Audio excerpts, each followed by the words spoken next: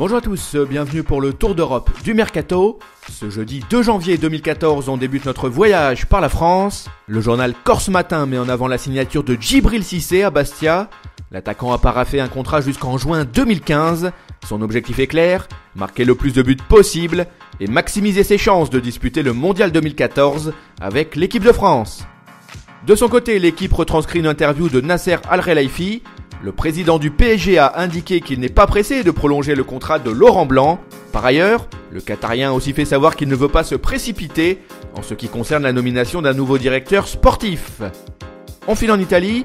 Le Corriere dello Sport met en avant le fait que Naples pourrait casser sa tirelire pendant ce mercato.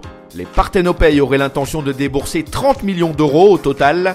Le milieu de Lyon, Maxime Gonalon, serait toujours dans le viseur de l'écurie italienne. Pour sa part, Tuttosport croit savoir que la Juventus lorgnerait Mario Mandzukic. La vieille dame pourrait parvenir à ses fins. En effet, le buteur croate pourrait bénéficier d'un bon de sortie au Bayern. Allez, on met les voiles et on accoste en Espagne. Marca évoque la rencontre amicale entre le Real Madrid et le PSG. À partir de 15h45, les hommes de Laurent Blanc vont tenter de lancer au mieux leur seconde partie de saison face au Merengue. À en croire le quotidien AS, la blessure à la cuisse de Lionel Messi n'est plus qu'un mauvais souvenir. L'attaquant va reprendre l'entraînement ce jeudi ou au plus tard demain avec ses coéquipiers. Cap vers l'Angleterre, le Daily Mail nous apprend que Manchester United s'apprêterait à faire un très joli coup. Les Red Devils pourraient valider le transfert de Robert Muric. Cet attaquant croate âgé de 17 ans appartient au Dinamo Zagreb. Il pourrait débarquer à Old Trafford contre une somme de 360 000 €. Lors du match entre Chelsea et Southampton, Juan Manuel Mata a été remplacé à la 53e minute de jeu. Le milieu offensif espagnol n'a pas du tout apprécié cela et il était fou de rage.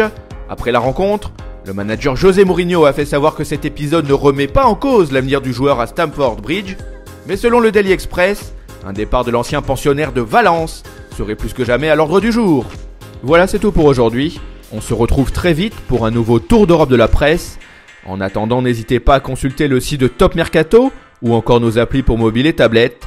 Nos chaînes YouTube et Dailymotion sont aussi à votre disposition. Ciao!